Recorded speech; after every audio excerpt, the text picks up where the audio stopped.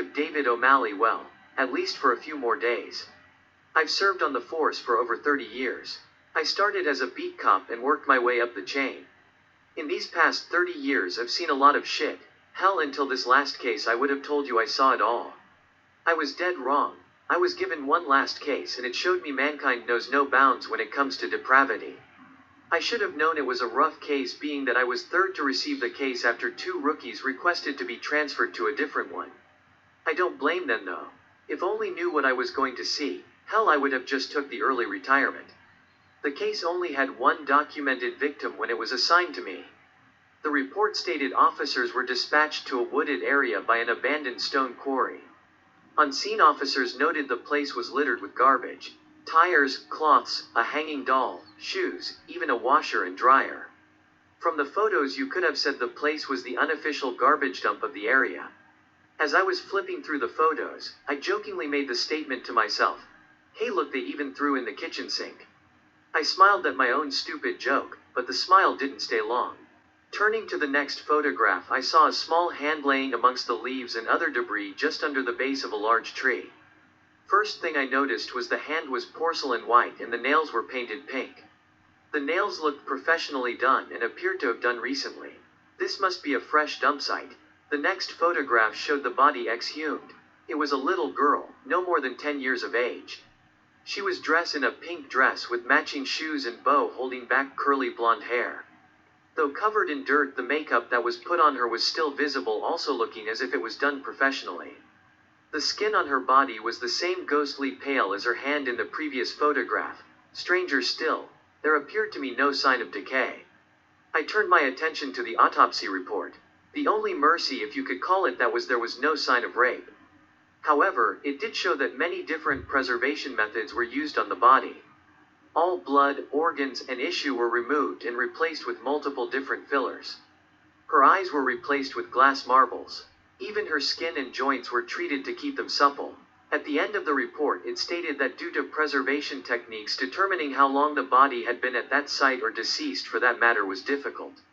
Their only guess for a time frame was after the poor girl's dental record showed she was from 2 towns over and been missing for just over a year. While still sitting at my desk, I was trying to wrap my head around why anyone would go through the trouble of not only killing a child, but doing all that work to the body just to throw it out like trash. Truthfully, I can't understand any of it, and in all honesty, I don't think I would want to understand a mind that is capable of such atrocities. As I let my mind ponder while looking through all the evidence, I couldn't help but realize how much she looked like a doll. Immediately, I went back to the first few photos I looked through when I got the case. There, hanging above where the body had been buried, was a doll. The doll looked just like the victim. I thought to myself, how the hell did I miss this, and what else did we miss? I went back to the dump site to do my own investigation. It didn't take me long to realize the site was much larger than what was stated in the report. There were also clear signs no one had been monitoring this crime scene, evident by the new mounds of trash. My blood began to boil at the lack of professionalism or sense of care previously put into this case. As I was looking around observing the area, a chill crawled up my spine and my heart caught in my throat. Just about 100 feet away from the initial dump site stood another tall tree with a doll hanging from its branches. I stood steadfast, my body refusing to move, as if knowing what it was about to see. What was probably a few seconds seemed like hours as I made my way to the tree. As I stood by, what I feared was another dump site movement caught my attention in the direction of the stone quarry. What I saw will haunt me for the rest of my days. All I could do is say a silent prayer. I radioed in all the backup and crews available, the whole time never taking my eyes off all the dolls as they gently swayed in the breeze.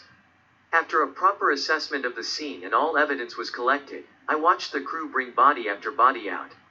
The sickening procession ended with the 15th body. After all was said and done, I saw the look on the faces of the personnel left on scene. I'm not a shrink, but there's no doubt there will be a few resignations tomorrow. I'm also not a counselor. A failed marriage and an estranged daughter will tell you that. My ex always said I was married to my job, not her. Anyway, with nothing left for me to do, I headed back to the precinct. It's been a long day to say the least, and I could really use a drink. I finished up my paperwork and began heading home. I stared straight ahead the whole ride, fearing what I might see if I looked too closely at the tree line. I arrived at my home just after midnight. As I entered my home, I was greeted by my dog, Rallo. I smiled seeing my gentle giant as he jumped up to give me a hug he's given me every day since he was a pup. I needed that more than I thought tonight, but can only bear his weight for so long. "All right, down boy, I missed you too," I said. I gave him his nightly treat and found something to watch on the television. I then lit a cigar and fixed myself a few too many bourbons, causing me to fall asleep in my armchair. I awoke to the alarm going off on my phone with a well-earned headache. I got up, took a few aspirin, and started my usual routine. I took care of Rallo and got ready for work as he did his business in the backyard. While drinking my first cup of coffee, which was sure to be one of many, I couldn't help but wonder what was in store for me today. I knew the autopsy report wouldn't be finished for at least another few days, but hoped there would be something I could go on. While heading to work, my phone rang with a number I was all too familiar with. It was that damn snake in the grass report who always seems to know way too much way too damn soon. I could only imagine the circus that was waiting for me if Jack knew what was happening. Surprisingly, there was no media horde at the precinct when I arrived. I breathed a sigh of relief till I walked into my office. There was one of the big wigs was standing near the back wall, appearing to be admiring the awards I have earned over the 30+ years. He turned and greeted me with a big smile plastered on his face. "Hi David, how have you been?" "Fine," I told him. "Now what I can do for you?" "Yes, right to the point, that's what I've always admired about you." "Look, I know you're supposed to retire in." Cutting him off, I told him I'll save him the trouble and I'll stay until this case is solved. I wasn't about to risk this psycho getting away due to shitty police work. Then, with little more than a thank you, "I knew we could count on you," he was out the door. Chuckle, of course they can count on me. One thing my ex was right about, I'm married to my work. I made my way down to the morgue to see if there were any updates. Turns out a few of the bodies had decayed significantly, which only means this sick fuck has been at this for quite some time, honing his craft. No words can describe what it was like to stand in that room. To see so much innocence taken, their faces stuck in an endless stare. It was almost too much to bear. I again found myself getting lost on my mind, trying to find any reason or motive for these heinous acts and find none. I was brought back to reality by the sound of a door slamming open. In the doorway stood Officer Macklin. Breathing heavily, he said, "I've been looking everywhere for you." I told him to catch his breath and tell me what is going on. He took a few deep breaths and said, They found a girl alive. They think she was going to be the latest victim." I asked him when. He continued, "Early this morning while it was still dark, that all I was told." I followed him to the hospital where they had taken the girl. "So that's where they've been," I thought to myself as we arrived to see media circus. I expected at the precinct in full swing outside the hospital. While me and Officer Macklin were pushing through the media horde, I heard the name they dubbed the killer with. Repeatedly, these vultures asking if we could tell them anything about the doll maker. They make me sick, too busy wanting to give this sicko a name and wanting info on them, but could give a shit less about the traumatized girl.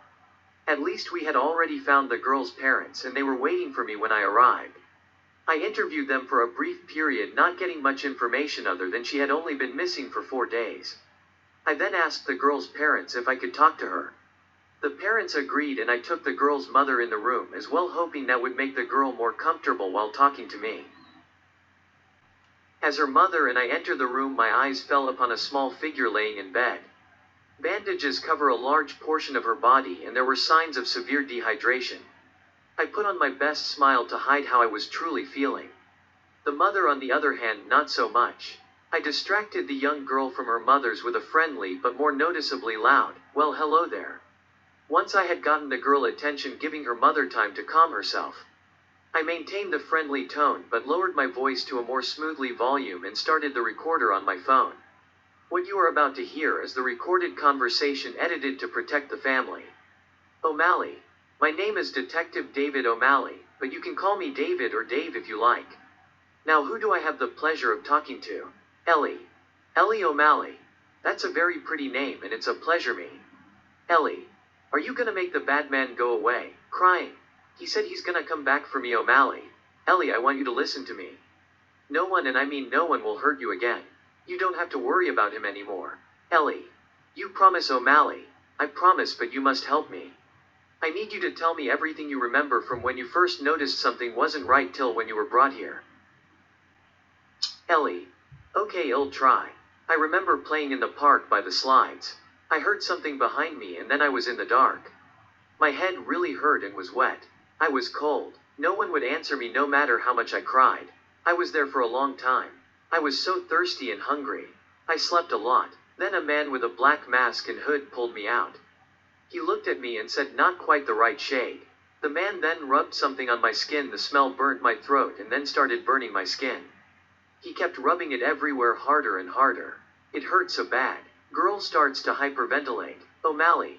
Shish, you're okay, you don't have to tell me anymore, Ellie. I'm sorry, O'Malley. No, sweetie, you did good, don't be sorry.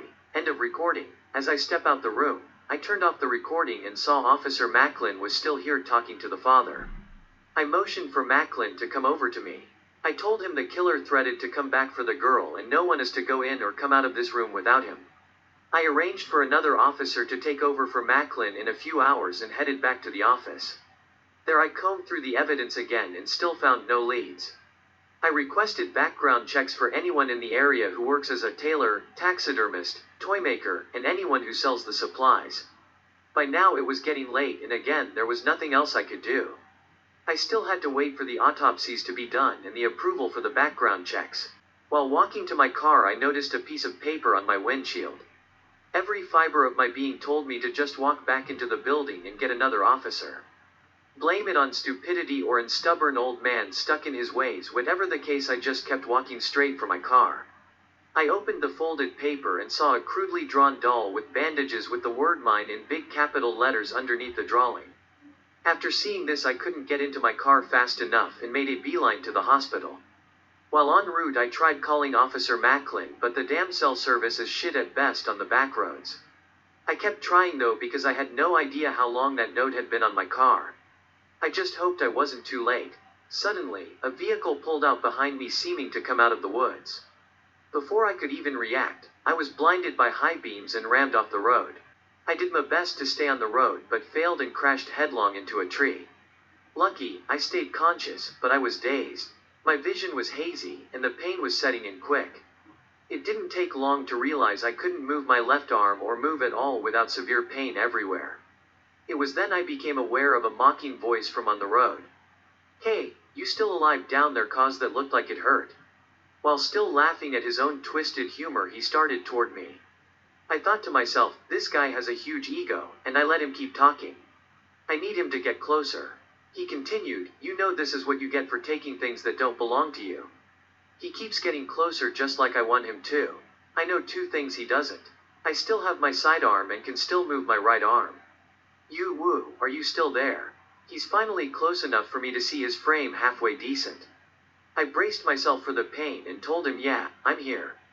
I pulled my firearm and was able to get off 3 rounds before the pain forced me to drop my arm back down. I know at least one made contact.